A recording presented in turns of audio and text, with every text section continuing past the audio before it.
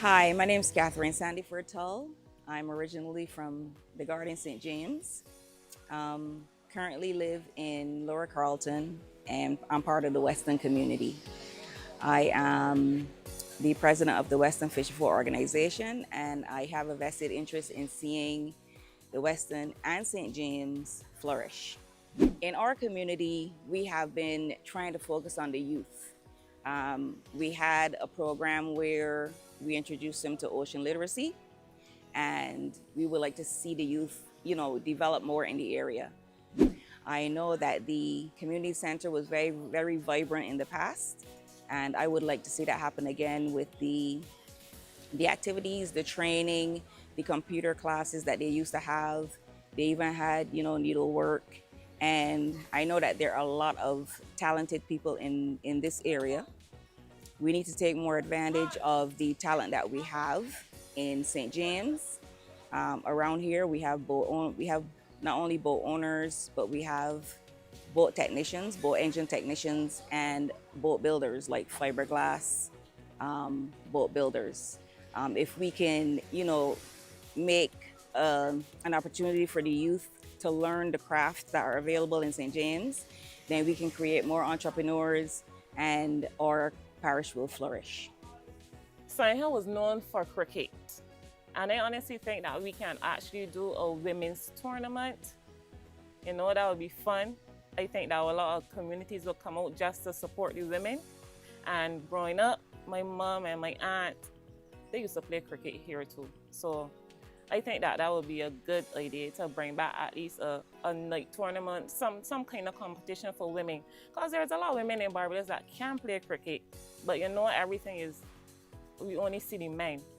I think that the community center can be used as some place to develop the youth and surrounding areas and people from outside of the area to learn new skills and new abilities.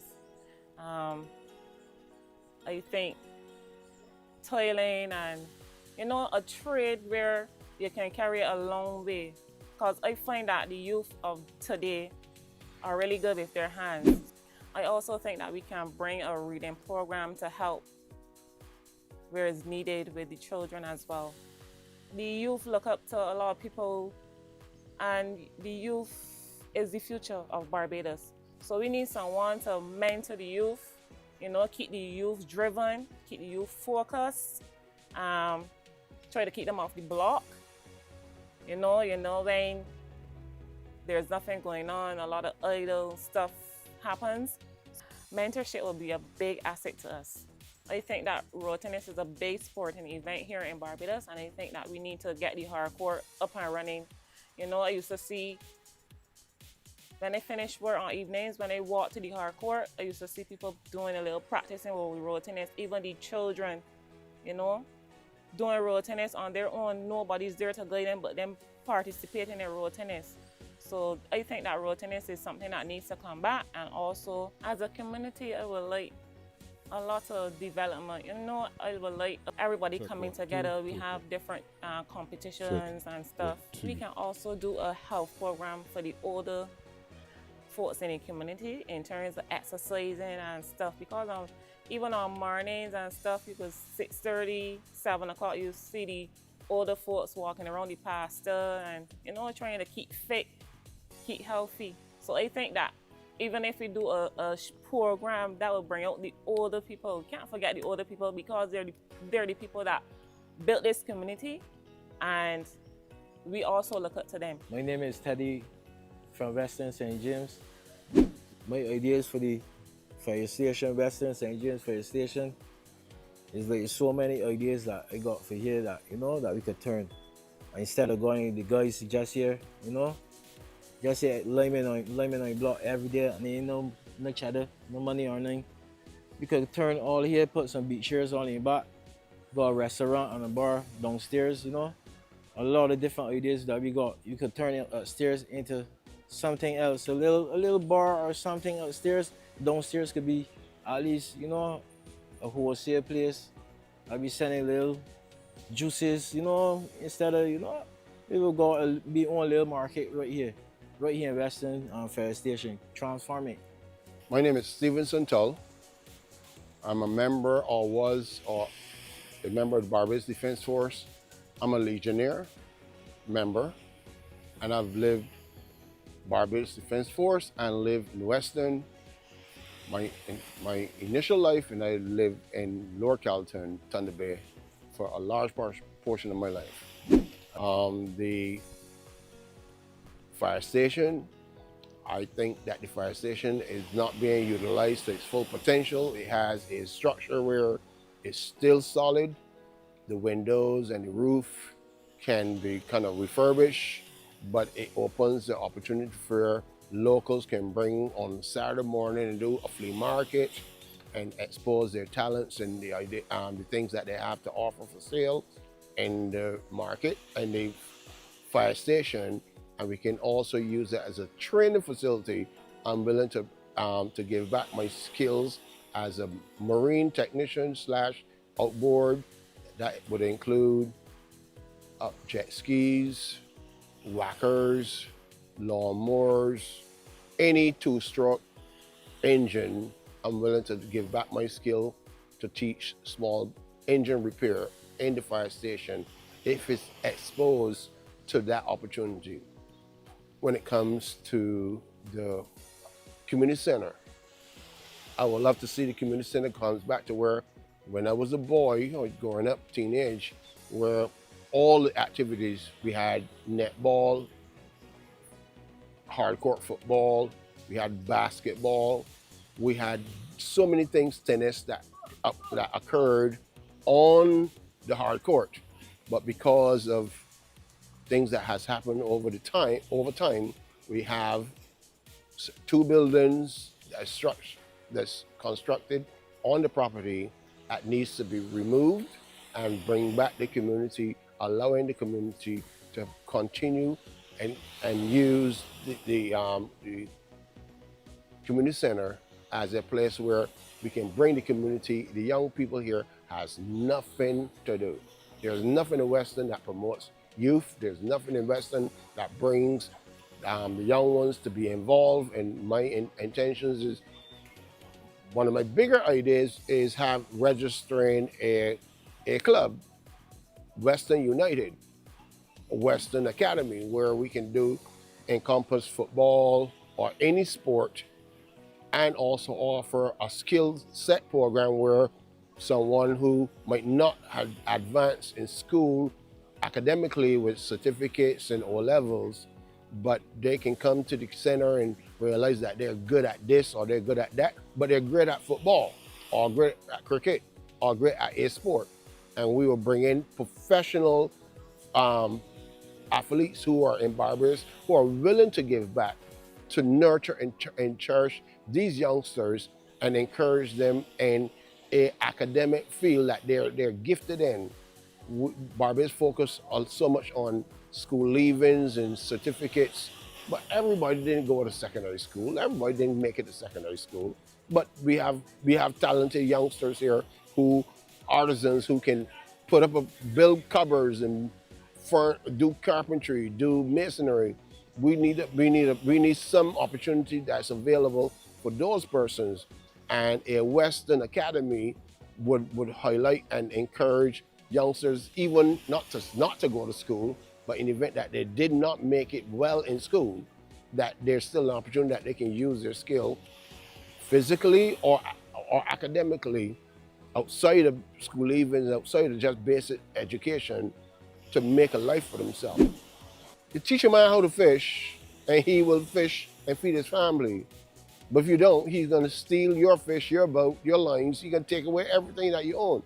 We as a community, Barbados as a society, needs to put time and effort into invest in our youth, because in Weston, for sure, we have youths that are very, very talented.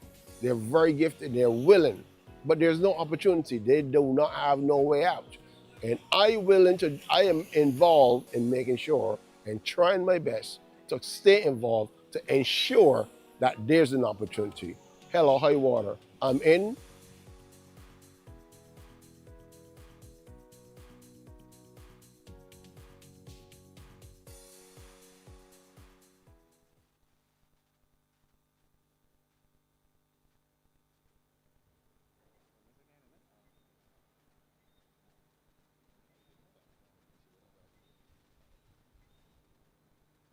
Good evening, everyone.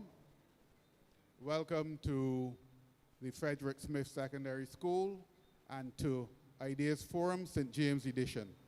My name is Roy Morris. I'm Director of Citizen Engagement and Media Relations in the Prime Minister's Office.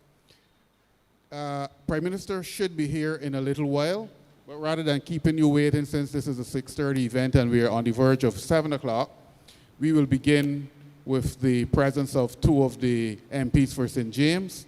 MP Husbands noted that she was running a little behind time, so she should be here shortly. Housekeeping.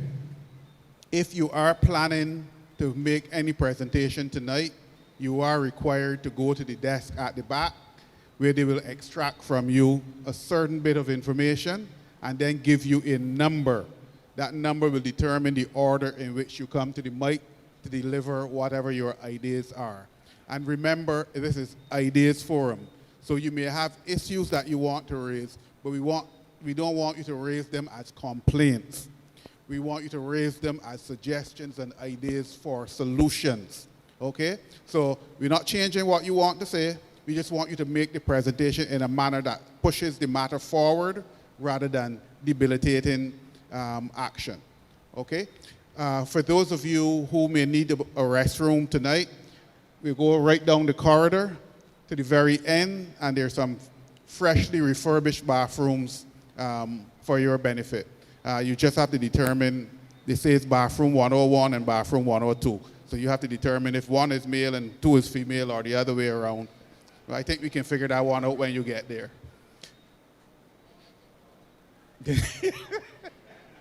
Thank you, Austin. With that, I will turn you over to your hosts for tonight, Alex Downs and Tahir Bulbulia.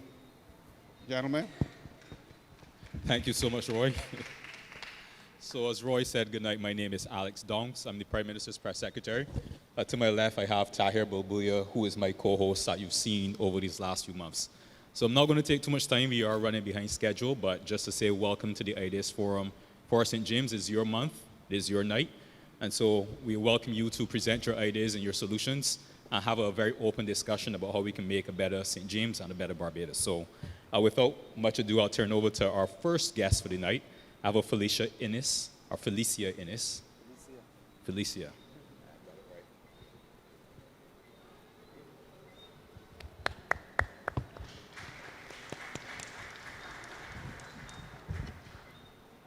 Just say where you're from as well. My name is Felicia Innes. I'm from Husband's Garden, so St. James South. My idea, my solution is not just a solution for anything that is only relevant to St. James. I am very involved in the disabled community. And my idea is, I have heard the Minister of Labor, and I am happy that this administration has taken a decision to give men paternity leave. My idea is that when a female or a family has a child with a disability, if the disability is known at birth, like a severe intellectual impairment, that these parents be given extended maternity leave. Because you would leave work and you intend to go back to work in about 6 weeks or 3 months. When you have a child with a disability, that tosses that on its head altogether. It is not only about the child, it then becomes about you. You need psychological support. You need extended support, because if you're not going back to work, if it is a single parent household, there's no money coming in. And I'm humbly pleading tonight that we take a look at as to how we treat to parents who have children with intellectual impairment, disabilities, extend their maternity leave, support them through the process, because it impacts on you mentally. You are in no headspace to go back to work in 6 weeks, because at the end of that period, there are very few daycare facilities that is going to accept that child. Sometimes the disability cannot even be identified. You may end up with a child that has a disability that is registered 92, 10, 12 because it is not identified. There are a lot of orphan illnesses in this island, and sometimes when I sit back and hear people speak about disabilities in Barbados, if I did not live here, I would think that we only have physically challenged people on this island, blind, deaf, dumb, people in wheelchairs. We do not ever look out for intellectually impaired. That is my suggestion, that we review how we look at maternity leave. We do an assessment, of course.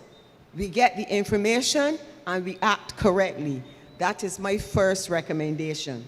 And just a question, and I really want to commend you, Felicia, for your work that you've done in the community and for raising it here tonight as well. What would be your recommended amount of time, or that would be based on an assessment done? I would suggest that an assessment be done because, yes, I'm involved with disability. I worked in healthcare, but I can't make a judgment call. It would all depend on the disability. And I would suggest that as a discussion that would have to be had with the persons who do the assessment. Okay, fair enough. You can move to your next point. My next point, we have the babies. I also want us to take a look at how we support families who are aging out. Like, there are persons with intellectual impairment in Barbados that are in the 40s and 50s. I'm in touch with families, and they call me all the time. You know, is their concern? Dying and leaving that person. Trust me, I can identify one particular family off the top of my head. The father is in his 80s, the mother is in her 70s. The child is 50, not the child, the young man is 50 plus. And every day, all they say to me, but if we die, what are we going to do? What's going to happen with him?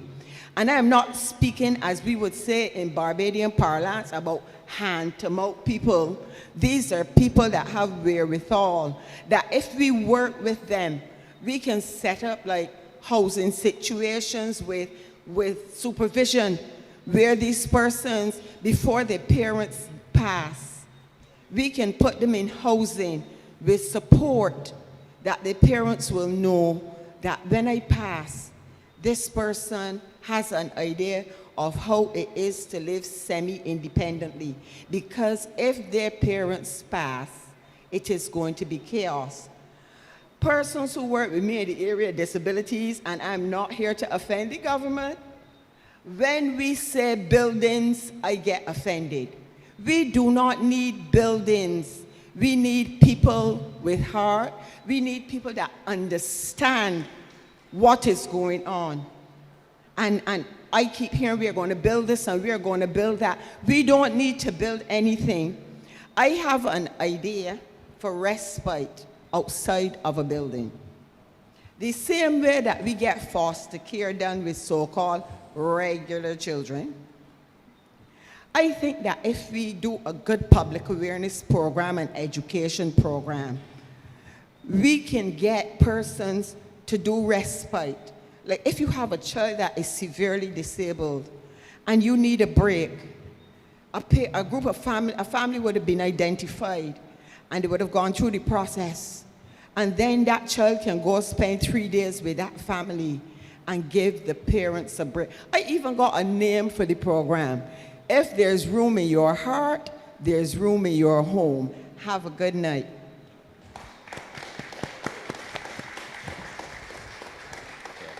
Thank you so much, Felicia. And you raised a really interesting point, which I will do a little bit of introspection and share with you on. But at this point, I believe that the minister, senior minister, Simmons, and MP would like to share a few thoughts with you based on some things that you would have mentioned. So over to you, senior minister.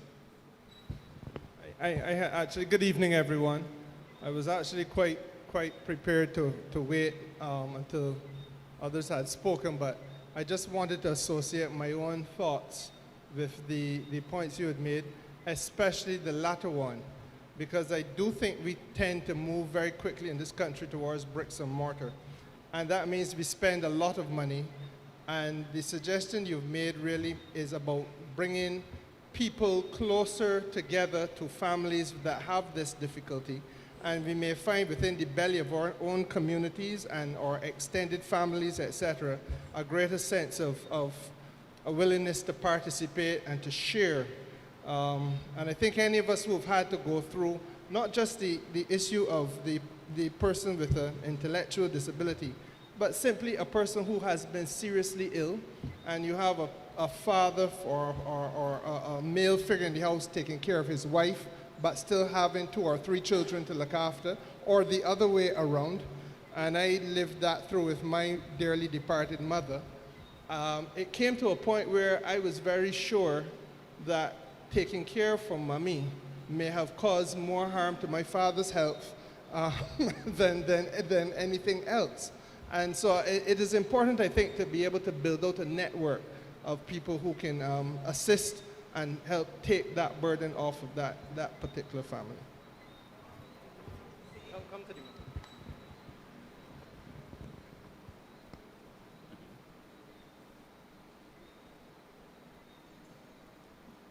We only have one developmental pediatrician on this island. Her retirement time has passed, and we have the government has asked her to stay on.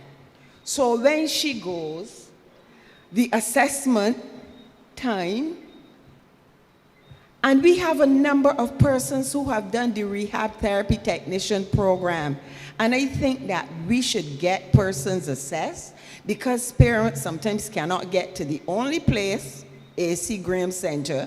So what we can do, let the assessments be done.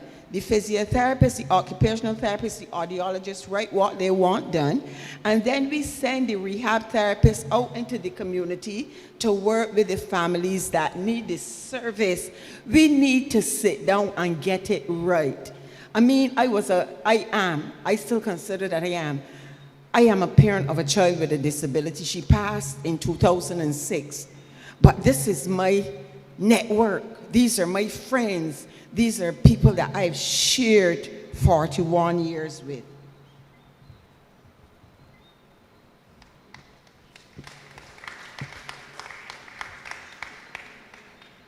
We hear you loud and clear, Felicia, and once again, I think the crowd should give you a special round of applause for coming up and presenting these ideas. But also the work you have done in the community as well. So we really applaud you, and then we could hear the passion and the vigor in your voice. So we thank you for sharing those ideas. So next up we have Mr. Andy Armstrong, and he's going to present.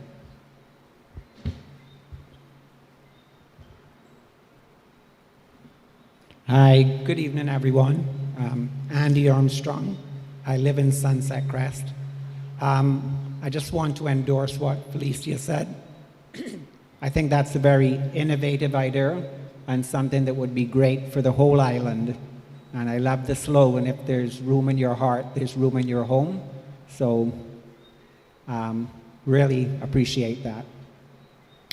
As I said, I live in Sunset Crest and have lived there for over 40 years. And I'm within walking distance of the beach. So where the current civic center is, that's where I usually go to the beach because I can just walk there easily, have a swim. If I feel for a little meal or a drink, there's Surfside restaurant right there, which is very affordable. And what I find right now, that is the gathering place for St. James Central. It's where locals and tourists interact. I don't know if you know, but there's over 1,000 beds in Sunset Crest, and a lot of those are rented as Airbnb. So that is where a lot of the tourists or the visitors to the island, when they stay in Sunset Crest, they will walk across and use that as their way to get to the beach. And I know that there are plans to build a new civic center across the street, and I can see some merits in that because there's certainly probably not necessary to have the library, the Barbados Revenue Office, the police station right there on the beach, and that probably that space can be utilized better. And I know that's the thinking that Cabinet were having, that they need to utilize that space in a way that maybe brings in more revenue for the country. But if you know the whole town beach, you know it's not only a place where the locals and the tourists gather and interact.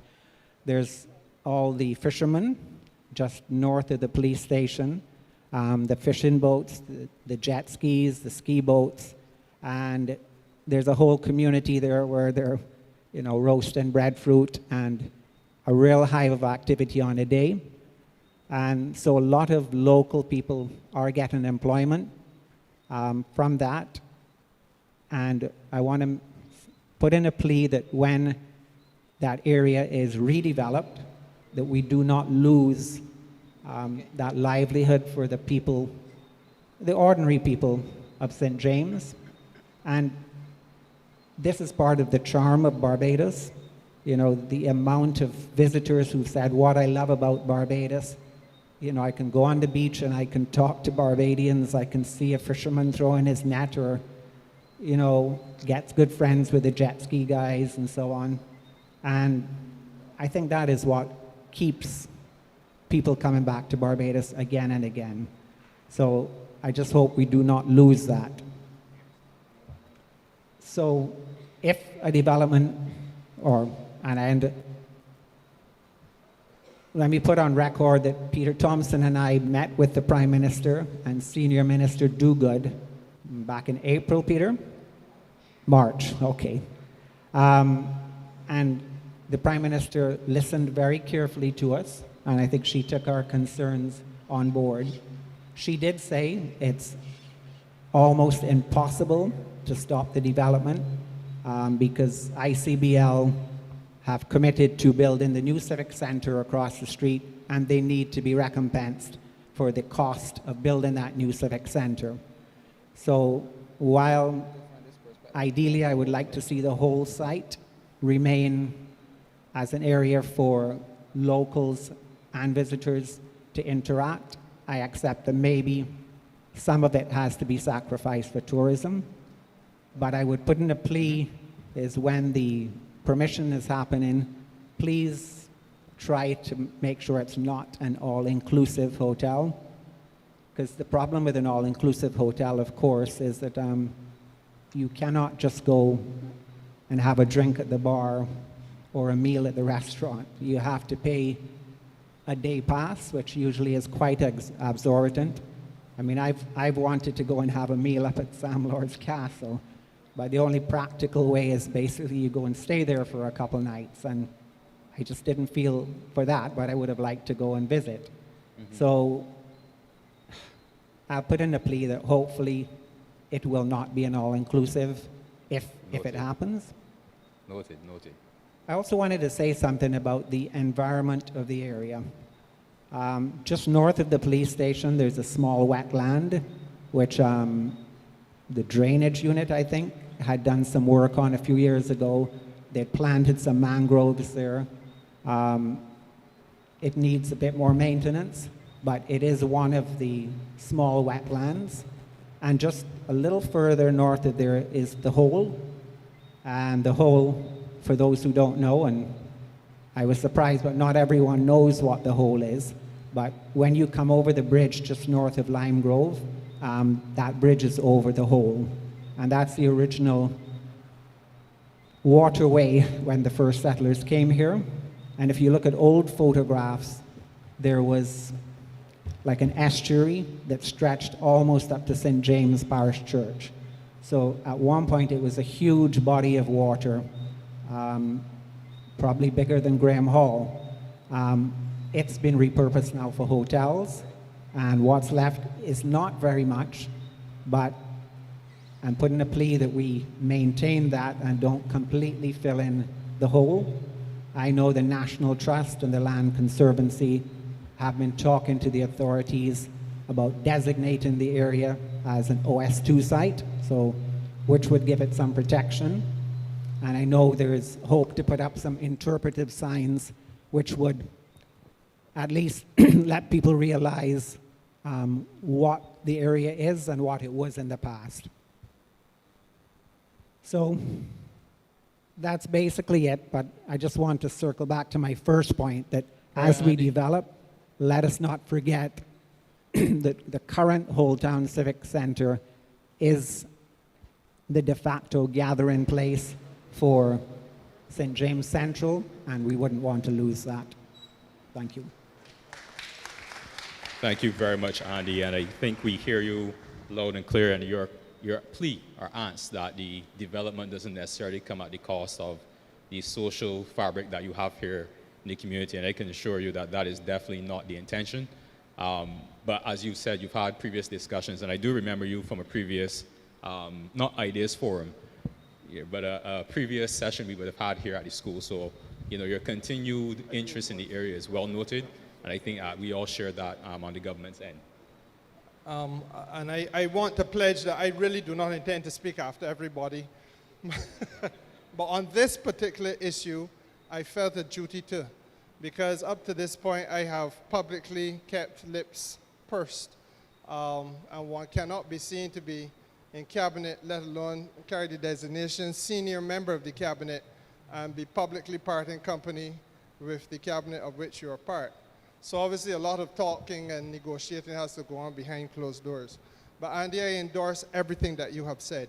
It is 100% critical that we find a way, and I know how passionately, we don't always agree on everything, but we have to agree without being disagreeable. So I know how strongly Senior Minister Duguid feels about this particular project. But equally, my judgment, and I was a former tourism minister, we have to find a way of getting a coexistence of the Barbadian community with the investment effort. One cannot alienate or exclude the other. And where that has happened in the Caribbean, and we can point to places like Jamaica, for example, you get an us versus them kind of thing, and that has never been what Barbados is about. It breeds a level of discomfort, disquiet, perhaps even sometimes hostility, and again, that is not what Barbados is about. So I do feel that if this project is to go forward, and there are still some ifs on it, I do feel that, again, the local feel, the local access, the ability of our people to be able to be the vendors and so on, and the restaurant operators who have been there for a lifetime. I mean, to be able now to continue to have ease of access to the community and the community to them is vitally important. And that is, I think, the distinguishing factor that must be there if this project goes forward. And note I continue to keep on saying if, but I'm with you 100%.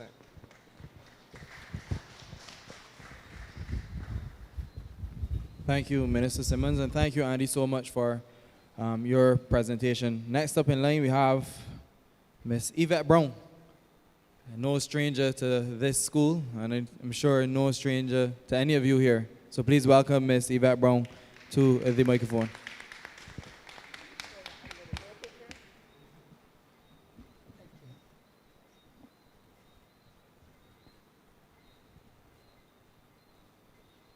Good night, everyone. I'm Yvette Brown, as you would have heard. I was an educator for 41 years. I've seen, I've experienced, I've become accustomed to all of the various activities that would go on in the educational system. I want to share with you a few things that I think might be able to help us in our transformational process. Now, I'm using this now based on the premise that literacy is defined as a continuum of learning, that is, proficiency in reading, writing, and using numbers throughout life. It is a part of a set of larger skills which include digital skills, media literacy, education for sustainable development, and for global citizenship. At the moment, we have an additional reading period. I applaud that. We've also had some teachers trained to use structured literacy, and I'm going to add the word numeracy programs. And there are some attached resources. Now, some residents and some persons from the diaspora are willing to assist with this transformational process. We recognize that learning can no longer be confined to desk and class chalkboards. It must be an immersive, personalized, and deeply human experience. To complement, notice I said to complement the literacy numeracy program, we would like to source some more books. That is like activity, coloring, science kits, markers, games, and coming out of Carifesta, I recognize that our Potter and Worry can help with the literacy skills that we would like to develop. And we would like then, through this, to have the cooperative learning where students can be exposed to skills for the future.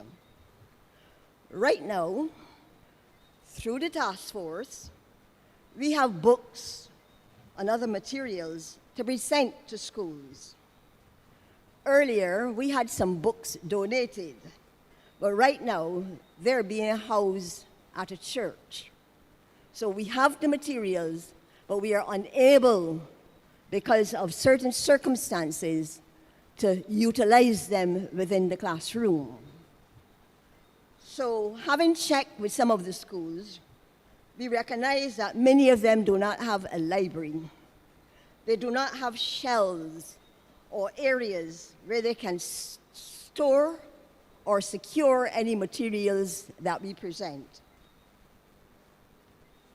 Now, I'm going to throw this out to Minister Chad. I had note here, Madam Prime Minister, but Minister Chad, we need your help to maximize the use of our resources. We would like to see in the very near future a literacy numeracy center at all levels of the school population. Remember, I said literacy is a continuum of learning.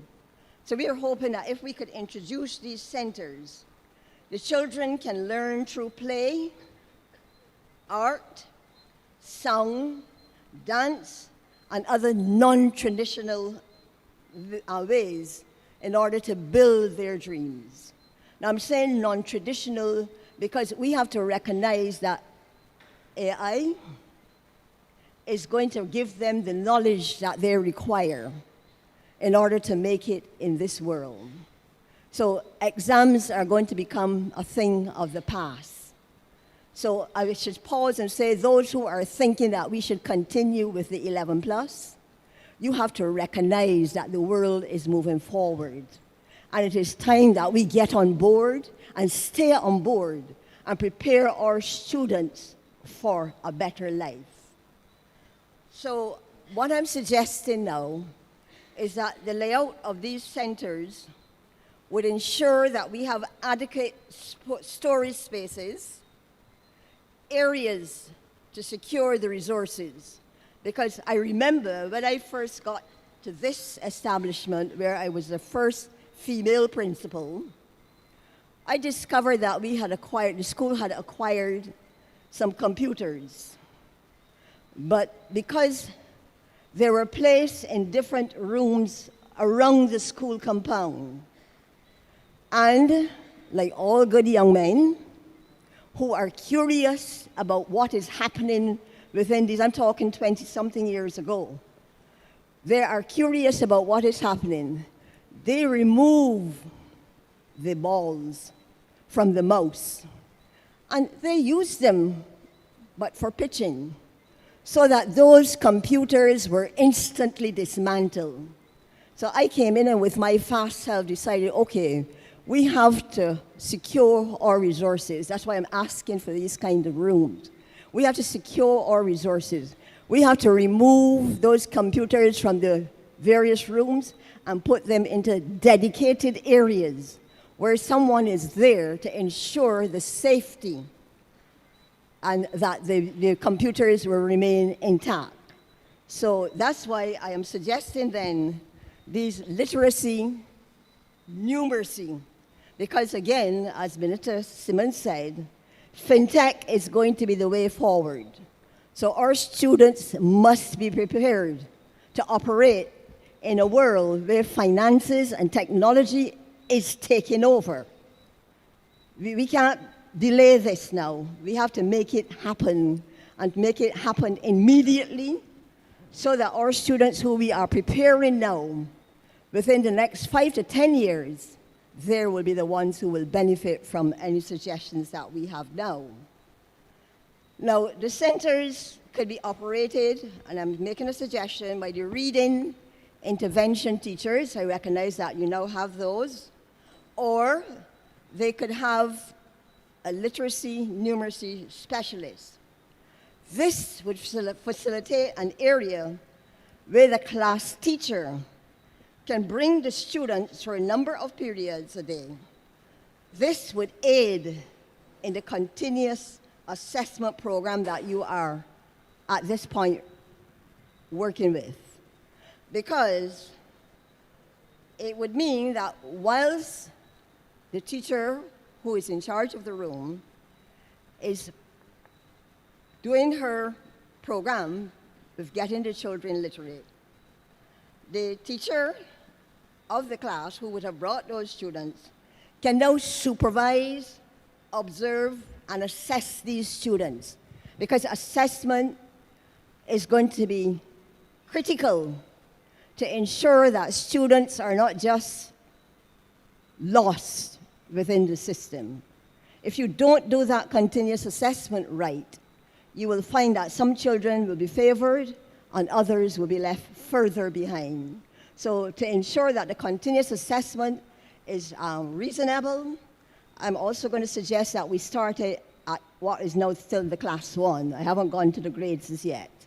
So at the class 1, so where you have 4 teachers who will, from point to point, be able to assess these students and give a fair and honest assessment of each child. Now, in addition, it would be beneficial if in our secondary and tertiary institutions, we can have rooms outfitted with soundproofing. I'm going to tell you why. Because again, when I first got to this school, I set up a music area because some of the equipment that had been acquired was left because of inadequate storage. We know we get the rust because of how we are located, we get the rust situation. So those instruments were lost. You need to have a room where you can put your instruments, anything that you acquire, because it's no good getting resources and then you don't adequately store, and you're able then to ensure that everything is going right and that they're still there for use for future generations. So I'm suggesting a soundproof room, because if you try to do this kind of program within the school setting, you will find that it will disturb the other classes. Because here it is, you want your students to learn through a certain medium. And if that medium is that they are using the drums, and it can be heard throughout the school setting, then it's going to be a distraction. So that's why I'm suggesting then that we have these soundproof rooms. Because, again, Bill Gates posit that, and I did say this, AI will definitely replace most of the jobs. that we are now preparing them for. They will no longer be there. So the job areas now that he's suggesting would be healthcare, and I'm glad that Felicia was able to come up and make a point for us seniors. But then we have to look at the youth because that is our future. So it is important then that we look at these areas, healthcare, engineering, and creative jobs. Again, I refer to Carifesta. You saw how the creatives were able to perform. Because when you do not have a job, you're going to need somebody to entertain you. Because obviously you're at home and you need something to help you to get through the day. So it's the creatives who will be the ones driving various economies throughout the world. Now, to facilitate these activities then during the school hours, we're no longer going to refer to them as extra or co-curricular activities, because that's how we have been learning to do our our music. It's usually looked as a side piece. But we want you to remove it from being at that level. Try to incorporate it into the curriculum and make it more meaningful. Rather than saying to a boy, go and write a poem, ask him to write a song. And you're going to get the same poem, but you're going to get it with a rhythm, you're going to get it with a beat.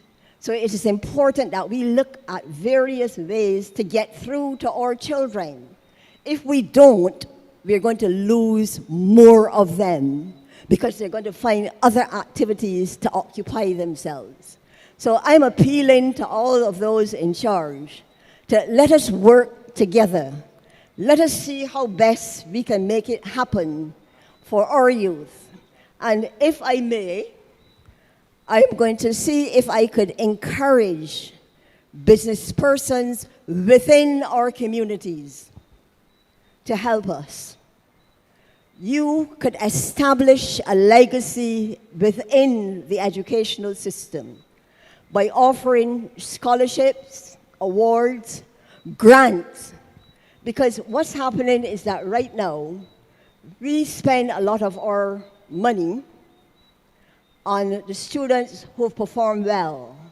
But just remember that it's the students remaining in Barbados that we need to focus on. The world is showing us that we have to refocus, rethink, retool, and work with those who are going to be with us. And to ensure that they are adequately prepared then, I am asking those who have the means to help us to make sure that when our students go to the various tertiary institutions, that they can complete. Many of them become dropouts because the parents cannot afford to finance their education. I was somewhat concerned when I heard that the Youth Advanced Corps did not have the number of applicants required to make the program go forward. Well, it did go forward, but with reduced numbers. And I discovered that, again, many of our parents, and I should say the females, when a child reaches age 16, a boy in particular, they were of the opinion, okay, he's completed his education, so therefore I now have to concentrate on the others who are behind. But I'm saying that if we can offer these scholarships, if we can offer them some incentive to move further, then we might be able to counteract some of the situations that we are encountering at the moment. So I'm saying if you can do this, if you can even, for instance, we have some awards that we're trying to, if you look around this building, you will see some plaques.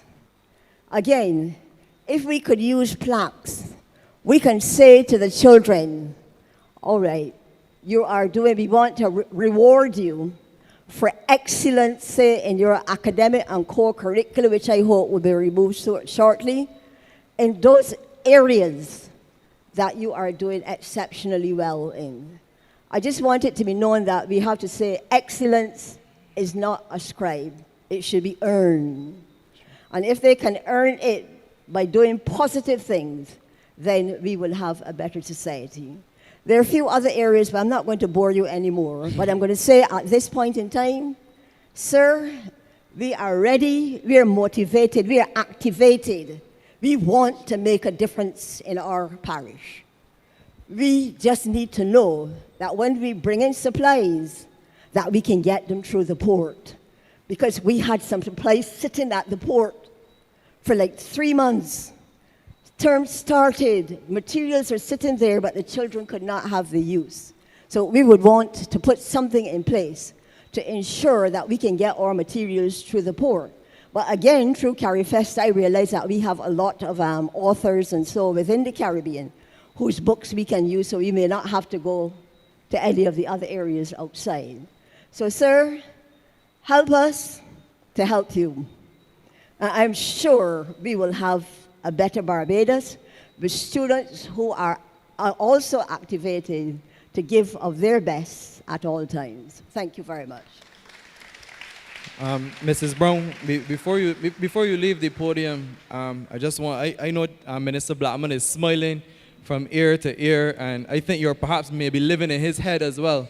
But before you go, before you come to the mic, just have a question, Mrs. Brown. I know it's not right to ask a young lady her age, but how old are you? Old enough to be your teacher. I know you can be my teacher, but my question to you, and after Minister speaks, I want to know how have you remained so connected with the needs of today, because a lot of teachers will need this type of a message. And I really like how you framed it on literacy, not just from a reading perspective, but digital, financial. And then I know Professor Devonish is doing some research on literacy linked to crime, productivity in the labor workforce as well. So Minister Blackman, over to you. I know you are smiling from ear to ear, and you will dream about this. No, thank you very much. Just a little higher, please. Yeah, thank you.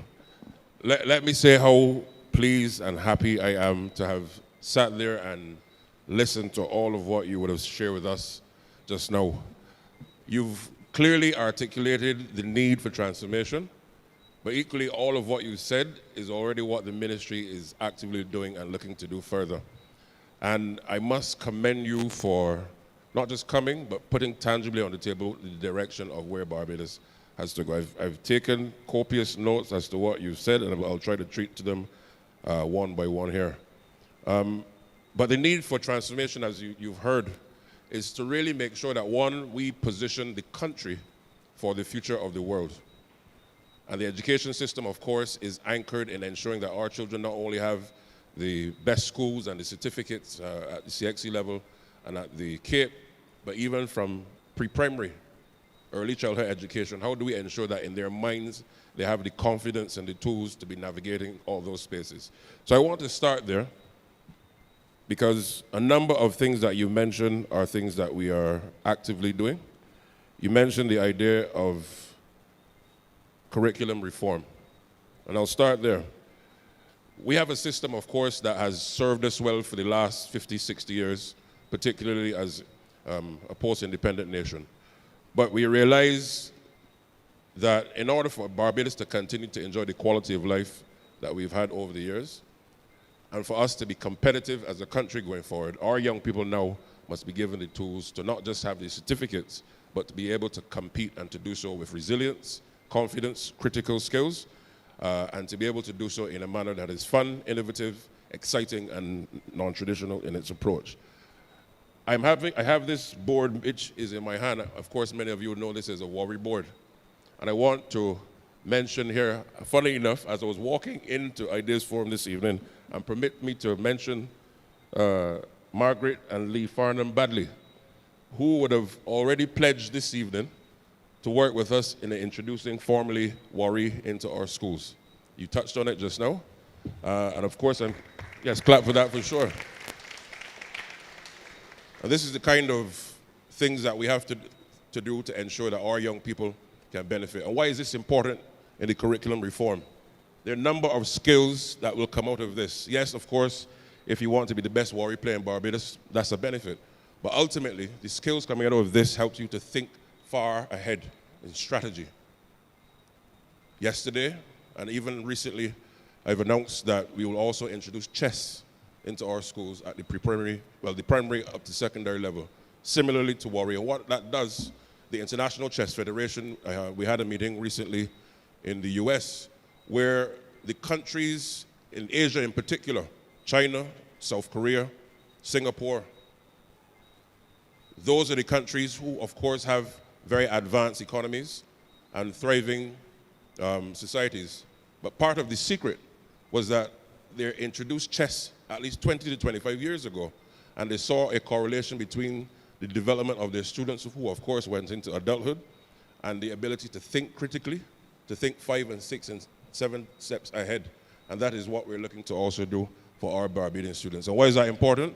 We must give our children a global head start once they come into our education system. You also have here this evening a member from the Barbados Jazz Society, who also would have pledged her support and the society's support. And I was so happy just now when you talk about the transformation of the music, because why? It's not just about having a soundproof room so that it's not disruptive to the rest of school.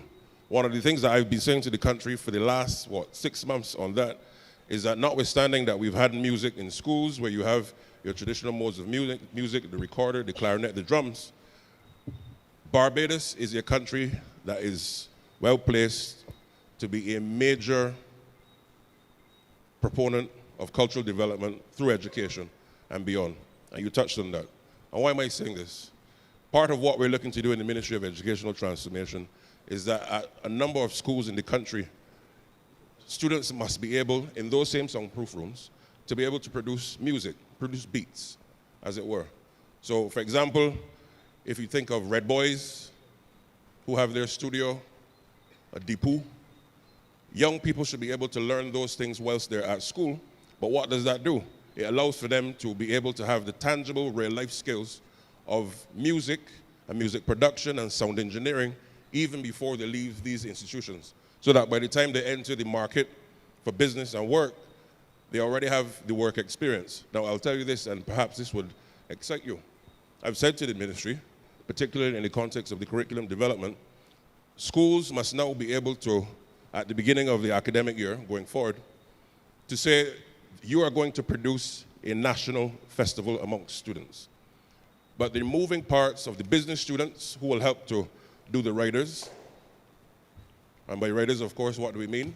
Where artists come in and you say, okay, this is what you're going to get at an event, or the cost of having a sound or stage, taking practical applicability of what you're learning in your business course, principles of business and accounts, practically applying that so that at the end of the year, everyone is now going to have a tangible expression of what they're learning.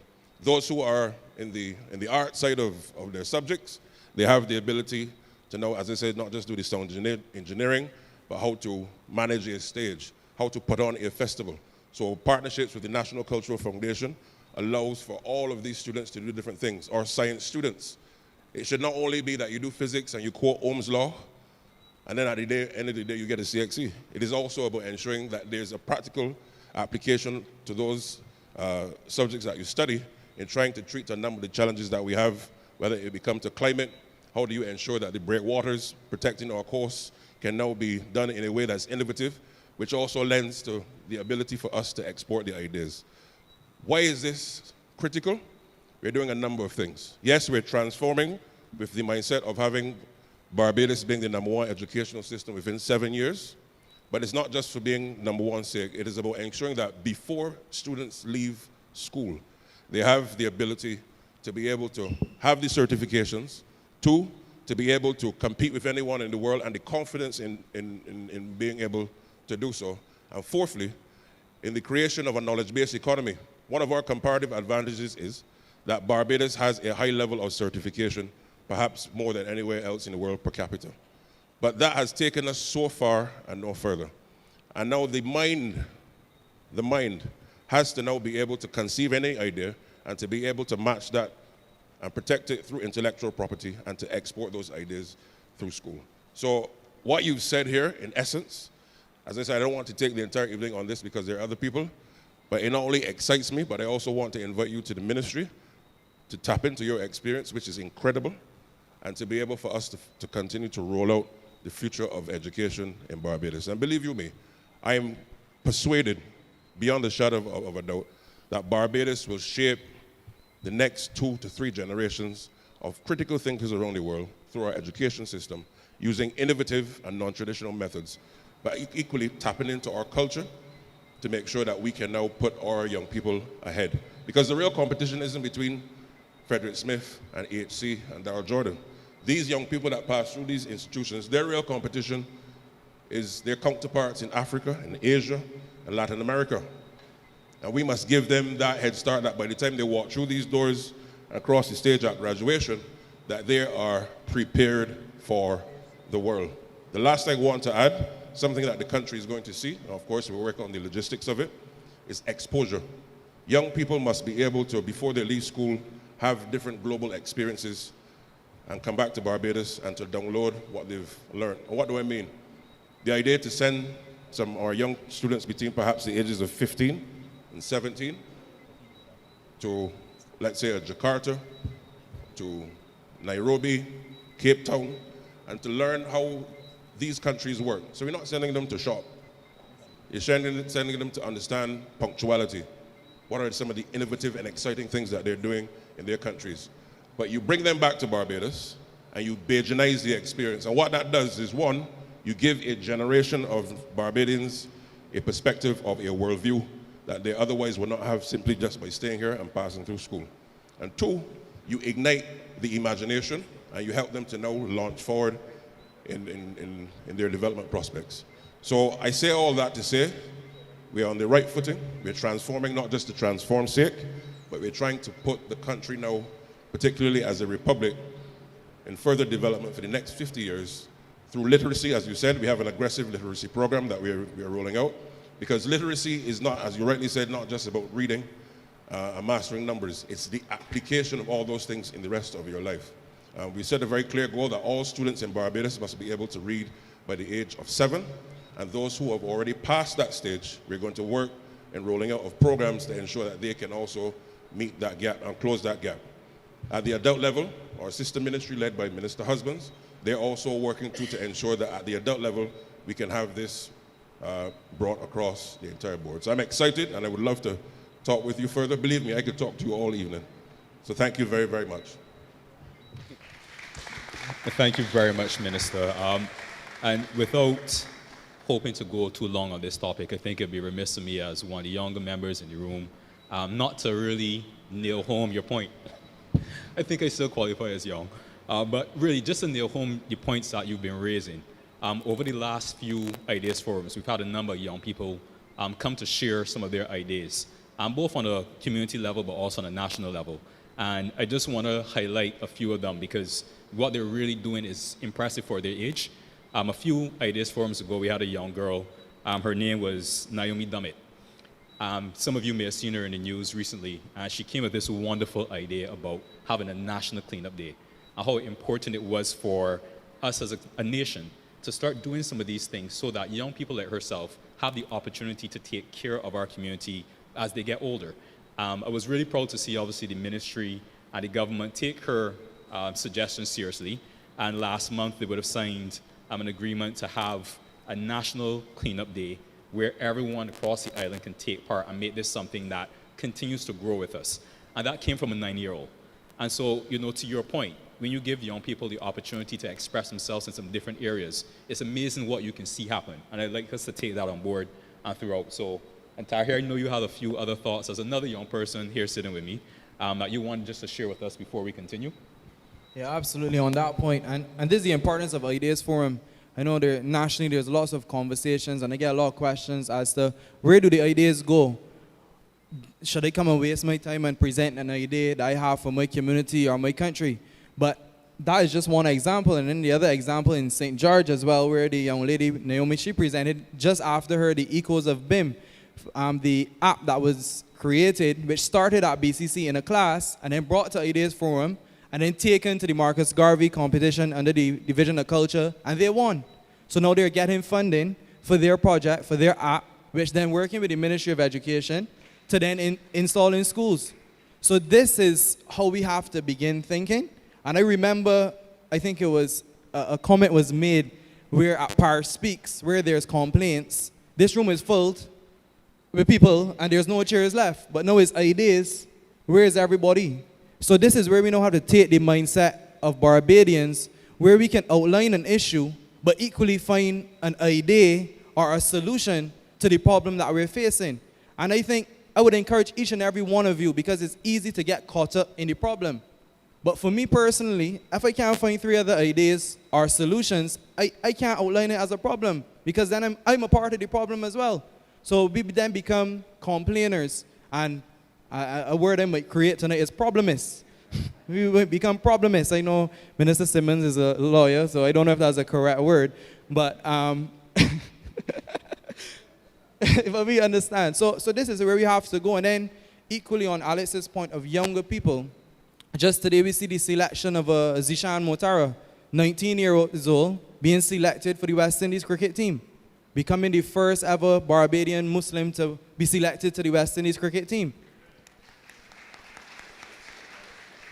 So in a time where there's a lot of conversation negatively around young people, there's countless examples of people doing brilliant things that we have to equally highlight.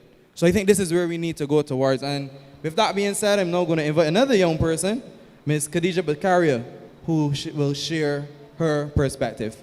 Khadija, you can come first. Since we're on the theme of young people, your mommy is not so young.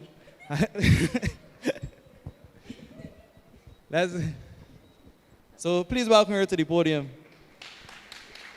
Sure. Tara put me on the spot there, but that's okay. Right, hi, good night everyone. My name is Khadija, and I'm a resident of Clover Crescent, St. James. I'm currently a second-year psychology student at the University of the West Indies, Cayfield campus, and I volunteer with Let's Unpack It, and I hope you guys kind of know what that is, but we're a mental health organization focused on youth, created by the youth. The founder is David Johnson, and Mr. Colin Jordan's daughters, Chelsea Jordan, is also the co-founder of that organization. So I think that we are getting there, and slowly, but we are by the youth. So my idea is related to the need for the reinforcement of measures in place addressing mental health in our youth, specifically in schools. We have a lack of mental health facilities and mental health catered initiatives in both primary and secondary schools. So I would encourage training educators and personnel in the school system with psychological first aid and similar types of training initiatives.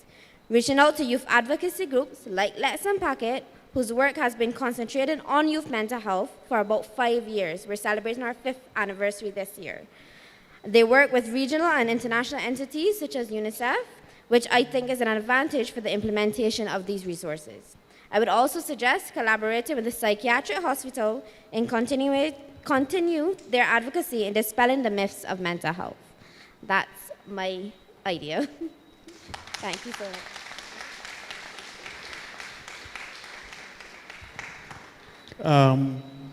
Shakina, is the correct pronunciation? Khadija, oh, you have to be in the wrong order. Khadija, sorry. It may be, you're all talking about young people. I'm now old. Mental first aid.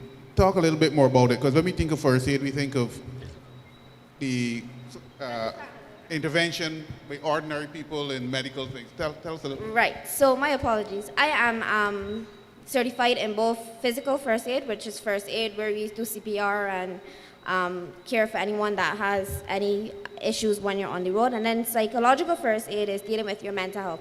How you speak to persons, how you care for persons. Not actually therapizing them, but actually understanding what they're going through. So for example, when I did psychological first aid at the psychiatric hospital with the Red Cross Society, they would have brought up the issue of the house that collapsed a couple years, I can't remember the exact issue, or for example, a house fire. And when you get there, or when you see people there, how do you approach them without making them feel that their feelings aren't valid, or without making them feel like you're condescending them? So it's just a matter of how you speak to a person. Anyone should take that course. I think it's important for anyone, no matter your age, religion, creed, color, you should take it because it's how you interact with persons on a daily basis. So within work, within school, within your society. And that is thanks to my mom and the Bar Association Muslim ladies who encouraged us to take that course.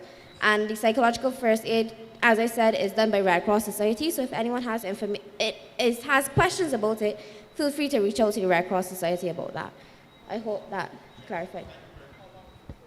Well, it's actually a 2-day course. It's a 9 to 3 course. But it's better to contact the psychiatric hospital for that. But it was a 2-day course that I completed. It's very, very, very good. So, anything else? Thank you. That's a perfect recommendation.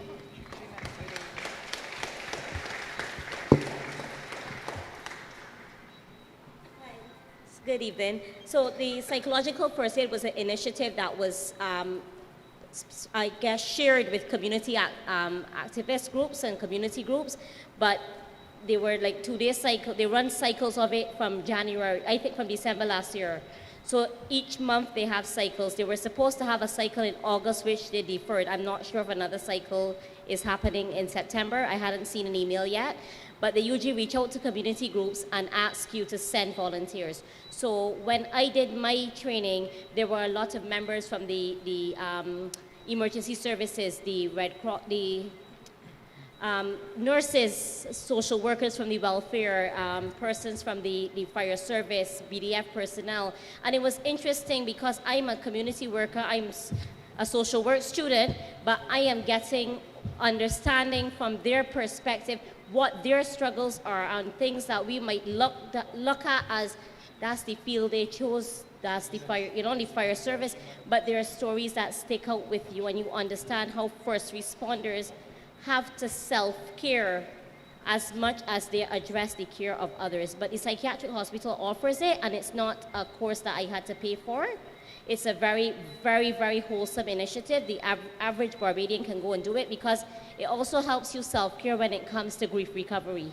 And many of us lose loved ones. You have a family member who might be ill. So it works for all of that. It's just that you have to be prepared to do this self-work. And coming from a social work perspective, the self-work is very important and differentiating what is needed, but definitely worth giving a try. So we go straight to our next presenter. I'm gonna take the young person category as well, just the older young person. So my work, as I said, I am a social work student, and I'm a community, so I've been working in community advocacy within my community as the president of the Barbados, Association of Muslim Ladies. I adopted that role from our founder, and I think what it has done is given me an insight into how my community fits into my wider Barbadian community. And I say my community because I'm of East Indian origin, but I'm Bajan. So at the end of the day, I need to know how I fit in with my differences within my community. So my work over the last 5 years has been concentrated related to domestic violence within the East Indian community, within the wider Barbadian community. I work closely with survivors, being a survivor myself, navigating the justice system myself and navigating the justice system with survivors. What my idea is establishing a more streamlined approach from the time a report comes in till the investigation, to ensuring that there is justice and healing for the survivor. When I say survivor, my focus is on women and children, because what I have seen firsthand in the work that I do is that the children are most impacted and most affected. The children have to go through life with that traumatic experience. The children have to go through life maybe separated from a parent, knowing that a parent may have caused the damage to them, and live in fear. The justice system, as much as there are units of the Barbados Police Service that are doing excellent work, the personnel is limited, their resources are limited. And our justice system does not have a streamlined approach from reporting to investigating to ensuring that the perpetrator is held and rehabilitated if that's the option they want to take. But my worry for our community is how is this impacting the future of our children who are impacted by domestic violence. The children grow up in fear. The children can then become the perpetrators of crime because they do not have to understand domestic violence is not just hitting, it is the psychological effects, it is the belittling, it is the slap across the head if they do something wrong, but it is also how we speak to our children, the type of terminology we use, the way, our tone of voice and the aggression. And we can't change the entire society, but implementing emotional intelligence for these surviving children, doing the little bit that we can do to ensure that our justice system streamlines. And I speak about that passionately because I work with survivors on a daily basis, and the effects on the survivors, I have to do a lot of self-care because for me, they are my quote-unquote, they're clients, but they're my family, because these are the people that we're in position to protect and we're in position to help. And when we cannot help the children, me as a social work student, almost at the end of my degree, wonder what else is out there. What else am I going to have to be dealing with in 3 or 4 or 5 years when I have my qualifications, and my intent is to be a part of our social service system on a national basis. Because one thing they tell you is cultural competence. And social work is a everybody issue, but there are not many people that have there's no one else that has the cultural competence with the academia from my ethnic background. So it's established that streamlined approach for every survivor, validating her concerns. How is the justice system helping her, and how is the justice system causing additional harm to her and her children? And the perpetrators that are at large, we can't keep hearing the police can't find them when they go with a warrant, when we know where they are, when they're reported sightings. Something needs to be done urgently, because we're going to set the tone for, unfortunately, for a community that's going to continue down the line with young people taking their anger out and continuing that pattern of domestic violence. So we need to, I really would like to see some sort of measures in place. There was a consultation earlier this year that I attended, which would have been from the Attorney General's office. So I guess my idea or my concern goes more to the Attorney General's office and Minister Humphrey's ministry, because those are the entities that would control that. So I attended the Ideas Forum. There was a lot of good initiatives coming out of it and discussions coming out of it, but what I saw is a talk shop in a sense, because sometimes the persons that are there speaking are also the ones in the justice system that may not be understanding of the individual person's issue. Every domestic violence case is not the same.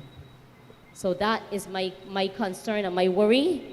My idea to let us look at streamlining this process. Let us ensure a straightforward reporting technique and personnel out there trained to assist in rectifying the issue.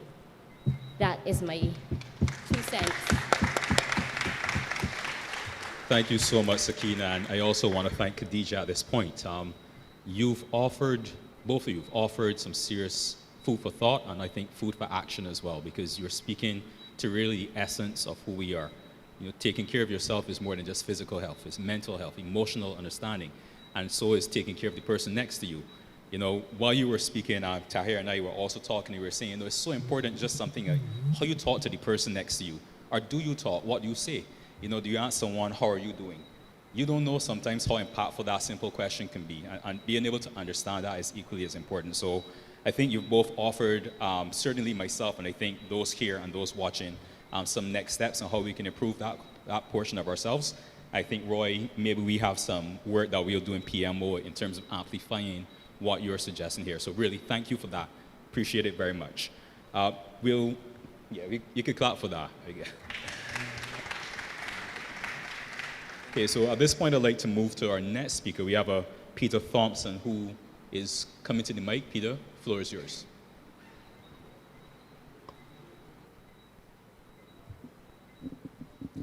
Good night, everyone. My name is Peter Thompson. I'm from Wanstead in southern St. James. I'm one of Sandra's constituents. I want to talk to you about cultural development. And to begin, I want to actually give a bouquet to the government. Reclaiming our Atlantic destiny, the development of the museum to be and already the Performing Arts Center. It made me proud. And I want to emphasize that the government has proven that where there is a will, there is a way. The Atlantic, I know that the Atlantic Destiny Project deals mostly with our relationship with Africa. But Barbados is surrounded by the Atlantic, you know. The West Coast is Atlantic too. Caribbean doesn't start till around about St. Lucia. So there's another part of our heritage that I desperately want to draw our attention to, which is the center of Whole Town, the beach at Whole Town. I do not know to what extent everybody understands what a precious resource this is. We have 4 historical towns in Barbados: Bridgetown, Whole Town, Spicetown, Oistins. And we cannot afford to squander the legacy of any one of them. Whole Town, where we will celebrate, I think, is it next year, the 400th anniversary of the landing of the first English vessel. I see the Prime Minister not on. I probably have the date wrong, but it's a long time. This year is the 400th. Of the first landing, and then the settlement. Thank you. Thank you very much, Colin. The use of this precious resource is of immense concern to me, and I believe that we have the ability to make it into something which Bajans will praise us for many generations to come.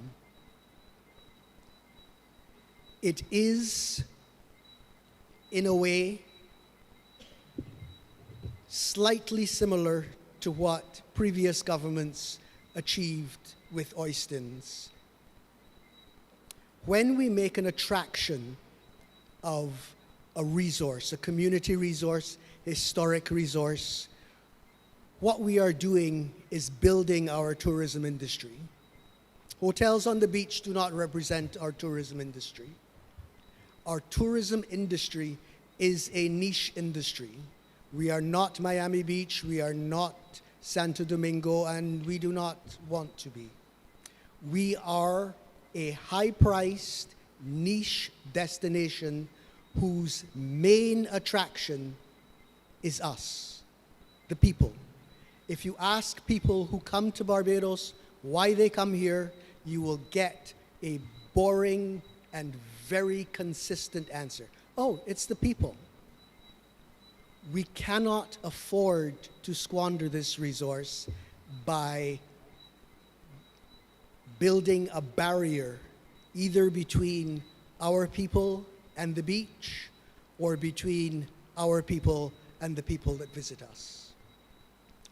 As Andy said, back in March, I was privileged to be invited by the Prime Minister to talk to her about this proposed development. And the fact that she reached out and talked to me was immensely impressive to me. The fact that she had real concerns about the economy and the development of Barbados was also impressive. We did not reach agreement, but we were very civil to each other. Since that meeting, I have spent many, many hours talking to many, many dozens of people. I do not have a count. It's probably close to 100 about this development, about how we are going to do the best for Whole Town. And the consensus is very, very strong that this is a national resource that we cannot squander. It is the only beachfront of its type in Whole Town. It's virtually in the center of the town. It is essentially the heart of Whole Town. Whole Town is a precious community. And so I really want to encourage the government and the Prime Minister to use the same inclination of their hearts to finding a way to get the right thing done, to do the right thing in Whole Town. I have considerable confidence, Madam Prime Minister, that you do know the right thing. I do not think you would have spent 90 minutes talking to me about it if you didn't know that building a giant hotel to block the beach was not the right thing. I know Mr. Poulain, the developer, is going to ask for his pound of flesh. However, this is too important to allow mere financial considerations to make the decision for us. We must make this decision for our children.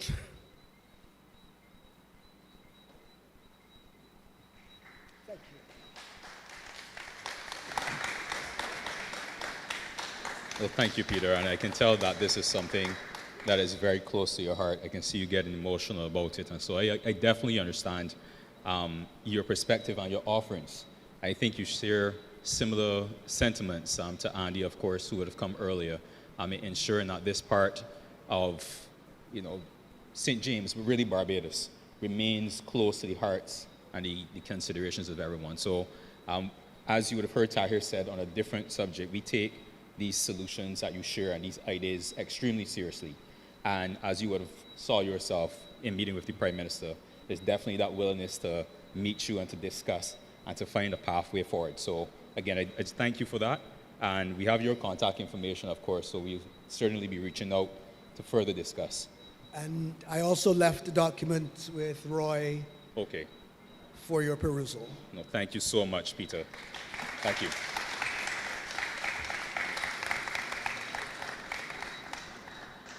So at this point, I'd like to move to our next speaker. We have Lee Farnham, who would like to share with us.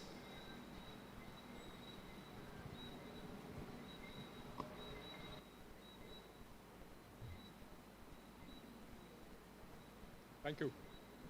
Thank you. I'm the worry man. Mrs. Brown will remember me because her children used to call me Uncle Worry when I would bring worry boards to the school and try to plant that seed of that ancient game back in Barbados again. And I say back in Barbados because the game is not a game as such. It's a tool. It's an educational tool. But it's a game that has such, let's say, anthropological value because it is originally a game that is played by the people of Ghana, by the Akan particularly. And the way we play the game today in Barbados, in Speightstown, well, it's dying in Speightstown, I'm afraid, but the way we play the game in Barbados is the exact same way that you would sit down with an Akan tribesman and play Wari. So there's clearly a link that if I were a writer, I would make very sharply. And we call it a game, and we call it a game board. But the game has no luck factors. You don't pull cards or depend on a chance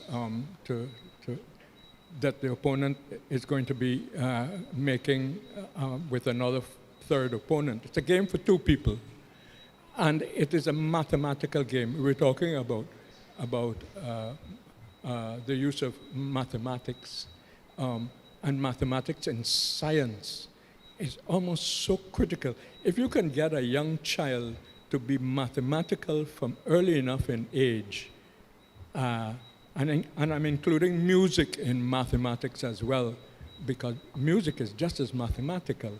The logical thinking that you have to prepare for the next phase, the next move, depends on a thing that when I used to teach Wari, or when I will teach Wari, I say, check your position. Don't move until you've checked your position. And we would encourage young people to do that. See how far you are, see how much you can make from this move as opposed to another. But I'm so glad that Minister Blackman has taken me up on the game, because I feel after 40 years of promoting this game, I feel that I'm about to make some progress. I have 2,000 boards in my attic that my wife says, well, they're the plastic boards that you saw there just now. My wife says she's going to burn them the day that I pass away. So they will, I'm sure they will make a lovely fire. They are plastic boards, and they are available for anyone that wishes to make a collection of Wari boards so that they can teach their children. But they have no seeds. A Wari board requires 48 seeds. And 48 horse knickers are no longer available very easily in Barbados. I used to pay children 25 cents a seed to bring them to me so that I could give people a board with enough resources. So you will have to use your own diamonds at home, or your buttons, or whatever you have to play the game, Mr. Minister. But I'm also a Wari man in another way. And this is more serious. We live in an area in St. James that is defenseless against tsunami. There is an underwater volcano off the coast of Grenada that is bubbling right now. And there have been a number of reports of seismic movements in the Caribbean. The Caribbean has hundreds of seismic movements in the Caribbean, normally from one day to the other. But when there's an underground volcano, there's likely to be an event for which we are so totally unprepared for in St. James, particularly right up to St. Peter. St. Peter, that Peter. But we have no audible alarm system to let us know when there is likely to be a tidal assault on the West Coast. People tell me that, oh, we have CAP, but the visitors don't know how to use CAP. I hardly know how to use CAP myself. I'm not going to wake up when that phone rings at night. And I wonder who is operating CAP anyway. We need a dedicated office that will be on alert to ring that alert. The police stations no longer have even a bell that will give us an early enough warning. The problem I've been told by DEM is that when you put up a tower that has such big horns on it to serve the West Coast, you need to buy a whole lot or to own a whole lot of land around it, because if it for some reason collapses, it may not collapse on anybody or anybody's property. There are a couple hotels that are being built. I'm afraid yours is probably the one the one you're complaining about is one of them. But we must require these hotels, at least one of them, to put up an audible alarm system on their roof and be prepared to accept the attention of the disaster emergency organization to service that alarm system. Other islands that are not as much in danger as Barbados have alarm systems. It's long overdue that we should have one ourselves, and I hope we can include that in some of the. It's not necessarily an investment that I'm asking for. I'm asking town planning or whoever is responsible for giving permission to buildings that are multi-story to allow at least one down here in Old Town and another one up in St. Peter alarm system that will blare out in the event of a nasty thing like a tsunami. A tsunami will destroy our entire tourist season. Much more so than sargassum will. That's my contribution. Thank you very much.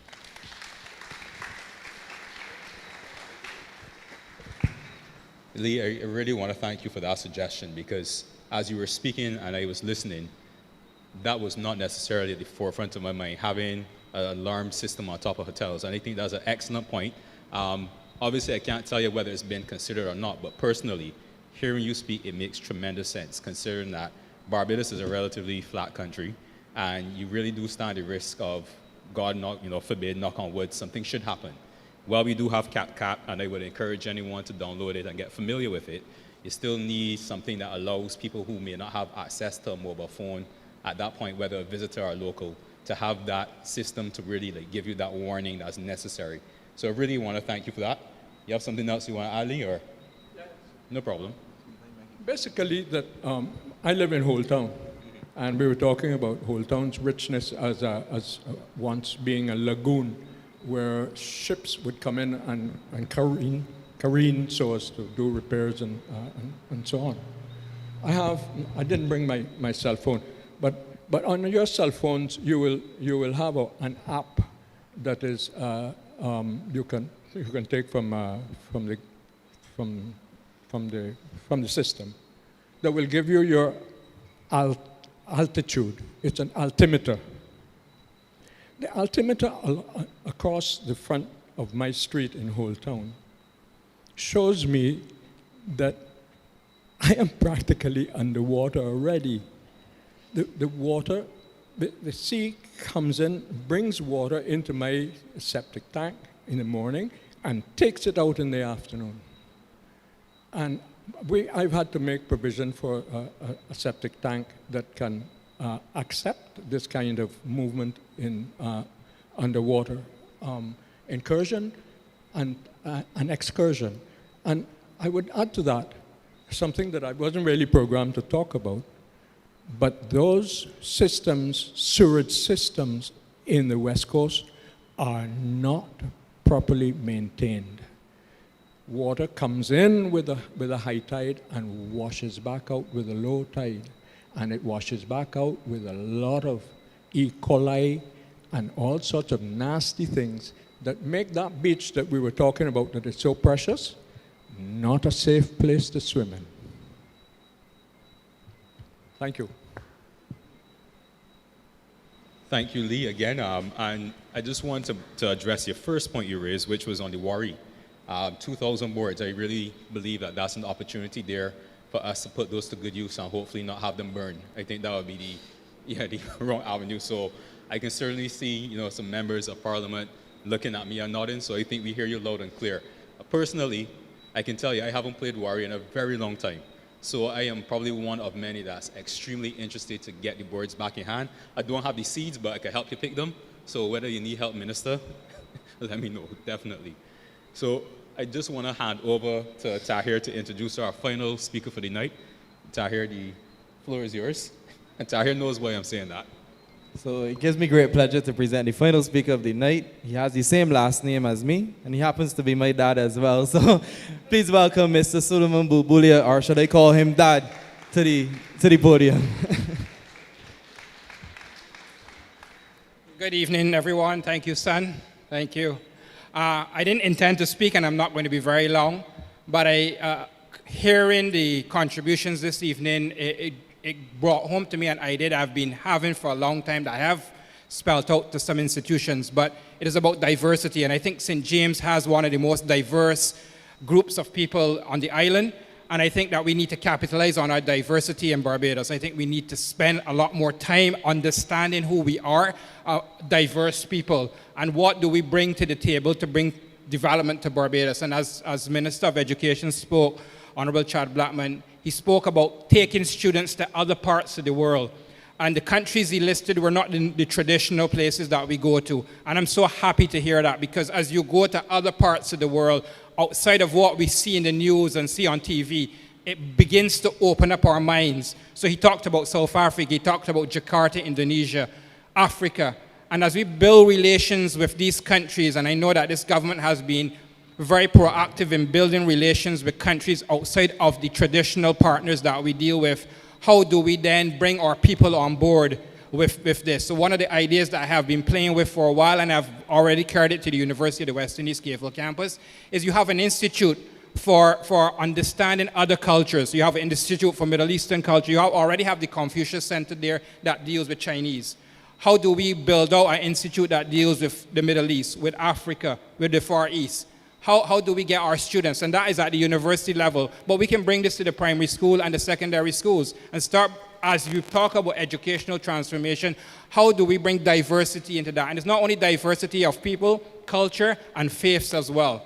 Our spiritual beliefs should form part of our educational transformation. We should talk about this within our schools, because our young people are not really necessarily going towards spiritual beliefs. They're moving away from established religions as a whole, but we need to also get back to that as well. And how do we capitalize on our new relations that we're having with countries outside of this region, outside of the Western world, and start to talk about diversity? Other countries in the world are polarizing. They're building walls. We need to be building bridges, not walls. So that's my idea. How do we start to bring about diversity, education, and bring that into our educational transformation? And to be honest, we are seeing all types of people in good, and we're now seeing all types of people in bad in Barbados. So it's not to one group of people that are participating, either good or bad. It's everybody participating. So that's my idea for the evening. I didn't want to be too long, but thank you very much. Certainly, thank you for that idea, Suleiman.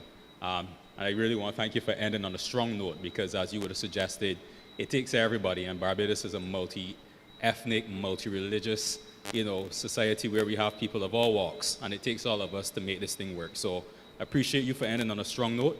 At this time, I would like to welcome the MPs, obviously for St. James, just to offer some closing remarks, and then of course the Prime Minister, should she have any final remarks for this St. James Idea Forum. So MPs, the floor is yours at this time.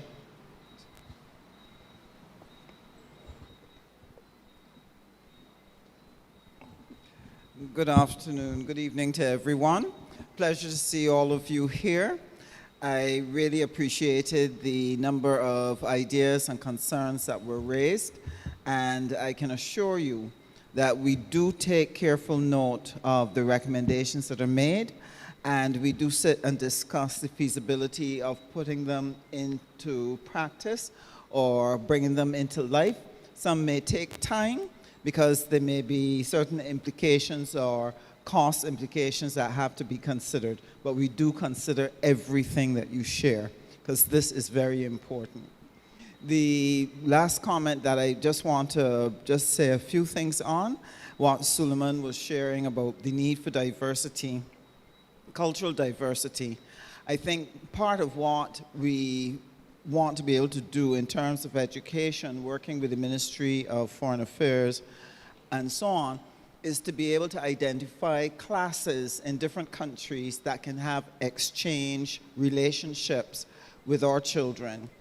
Years ago, we used to have pen pals, and we no longer do that. We can now use the Zoom technology to allow our children to engage people from other spaces and other places. And this will give them tremendous exposure that can be very helpful to them. But one of the things in the ministry that I take charge of, the Ministry of Training and Tertiary Education, we have responsibility for a program called Give Back. And Give Back is where students from UE, BCC, etc., are supposed to give a number of hours towards volunteer work. And one of the ideas that I have for the Give Back students is going to be to look at the materials. Remember, Prime Minister just bought, on behalf of Barbados, some materials from Trinidad, which is a collection of a lot of West Indian material, things that would have happened over the years in our region, etc. Now, these give us opportunities to create products. We can create educational products so that they learn about their history, they learn about other people within the region. You can use them to teach values. You can use them to inspire. But what it would take is to get some of these students at UE to sit down and pull out some of this information. And then they sit with a curriculum development specialist now to convert these into materials that we can use in our schools. And this is some of the work that we have to start doing. Even the program, My Community with Sherwood McCaskey, we need students to go into the highways and byways and get those stories. And then we take them and convert them into products that can help our children to develop the values and the behaviors that we want them to have. We have to saturate them with what we want them to exhibit. So that is what I want to share, and I just want to thank St. James South for putting forward so many wonderful ideas tonight. Thank you very much. You did very well.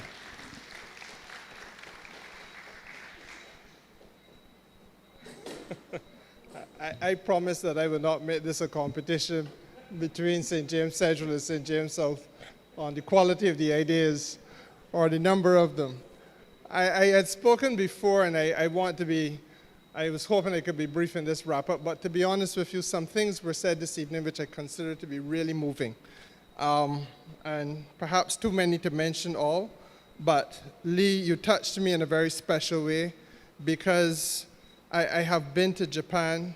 I've had the opportunity to see the way in which the Japanese bring to the community a level of training and preparation on this very serious and important matter of a tidal wave threat. You're quite right. I have been watching from a distance the activity with Kickham Jenny. And you know, we tend to take it for granted and say, well, you know, we hope against hope and not would, etc., etc. But you never know when that day will and could come. Equally, as I think about what's happened in Japan, I know that here in Barbados and right here in this constituency, we have a Selwyn Brooks who has gone beyond the call of duty, I think, in trying to make sure that there is a level of domestic awareness and preparation in terms of the signage and so on as to how we can move to a higher ground. But there's so much more that has to be done, not only with regard to the volcano, but equally with regard to preparation for an earthquake. And my mind goes back to when I was sitting in the cabinet room when Arthur was Prime Minister at the time, so we probably would have been around 2007, 6, something like that. And our cabinet had just finished. Some of us were still there chatting. And then the table, in a big mahogany table, a long, long table, started to shake and move. And we had never experienced anything like that before. But that was the day that we had the rumbling in Barbados with the earthquake, and it could have been so much worse. But I say all of that to say that in Japan, From the time you are a little child, 2, 3 years of age, you are being taught about, the tidal wave precautions, the earthquake precautions, et cetera, And the other issue, of course, is the need for the alarm. And I think that is critical because of the speed with which the damage can be upon you. And we have seen, I think it was the last tsunami that impacted the Japanese. It was a tremendous level of rapidity, or was it Thailand, somewhere out there, but a tremendous level of rapidity so that within minutes, it was, miles inland. So this is a real issue that I think we're going to have to spend some time thinking about. The other last point I made very briefly, Suleiman, again, you too touched me because of the fact that the transformation, and Mrs. Brown, I spent some time on education transformation, but the transformation you're talking about really is also a cultural one. And our young people have to understand their story and their history. And I went through a whole degree at UW. History was part of it. I don't want to reflect negatively on that experience, but the reality is it was not until I first had an opportunity to visit Ghana, and I went with John King, who was Minister of Culture. I was Minister of Tourism at the time. And the president of Ghana, very quickly, I tell you this, reached out to us and said he wanted us to meet with a chieftain from the Akan Nation. I believe I told Ambassador Commission this story when I was in Ethiopia. And we went, we were very touched that we were invited by the chieftain. And he sat us down and told us, I wanted to see you because I heard Barbadians were here, and you must know how important you are to the Akan. And he took us back to a several greats, grandson of his, who would have been taken away on the understanding with the British that he was going to be transported to England to learn the ways of the English. And in fact, he ended up in Barbados as a slave. And when he had not come back after, I can't remember how many other moons he talked about, but meaning obviously the years, then they called in the British. And the Akan Nation made it clear they are not going to negotiate anymore with the British. All of the trading and so on will come to an end, and the Akan Nation will rise up against them. Within a short space of time, the little boy was larger, he was more grown then, back in Africa. Now that will never be told in a school in Barbados, but it gives you a perspective of how our people have a story to tell and an experience to share, and that the script need not only be written by the people who have colonized us, but equally the script can also be written by us ourselves based on the experience. And I think that Suleiman, that cultural shift in perspective so that we can have a more holistic understanding, for me, is critically important because I want us to understand community. We now live in a time when the experiences that this region went through and the experiences that our neighbors in the north went through are being erased from the history books deliberately in places like North America. And unless we are very careful, we could come to a point where little boys and girls growing up here with family over there that look like them, that have a background and a culture like them, know nothing about the journey that they took in order to come to this place. And that would be a tragedy. So with those, not few words, but with those words, I want to say congratulations to everybody. It really has been a pleasure. And thank you very much for everyone who participated.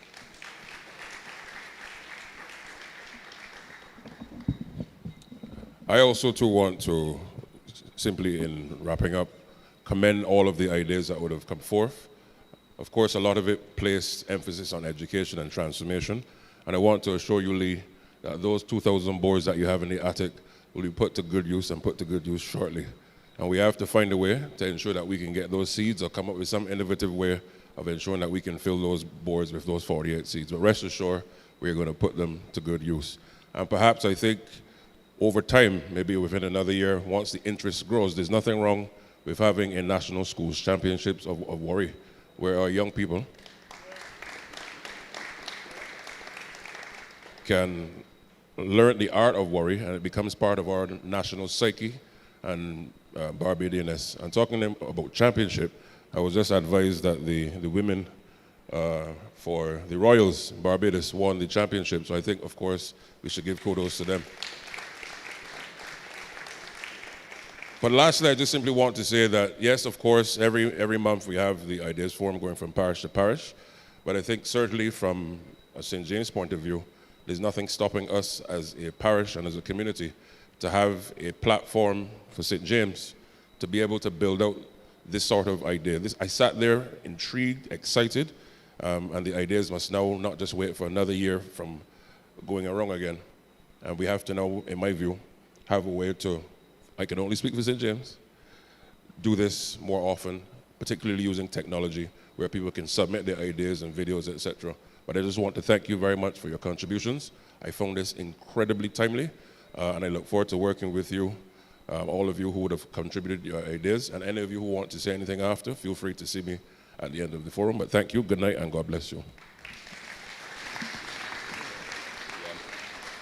Certainly thank you to the MPs for those closing remarks. I'll offer the Prime Minister, should she want to make any remarks as well? No? Thank you, Prime Minister. I certainly know that the MPs is represented on our government's behalf, your government as well. And again, thank you to everyone, sincerely, for sharing your ideas. When we go home, oftentimes at night, these thoughts play in our heads, and we try to the next day think, all right, how can I make this happen? How do I reach out to this person? And I can tell you that certainly people who watch this online have that same thought, because they come to us often and say, you remember that person from St. George said XYZ? I would like to try to do that as well. So your thoughts and suggestions certainly hit home, and I want to encourage you to keep having these thoughts. Don't see this Ideas Forum as a one-time event. So when this closes, you'll still have ideas. Feel free to reach out to the Prime Minister's office, and let's see how we can turn some of these ideas into reality. So with those remarks, I'd like to thank you once again for coming. Enjoy the rest of your We Gathering month, and the next time you will see us will be next month in Christchurch for the Ideas Forum. So we'll see you there. Thank you.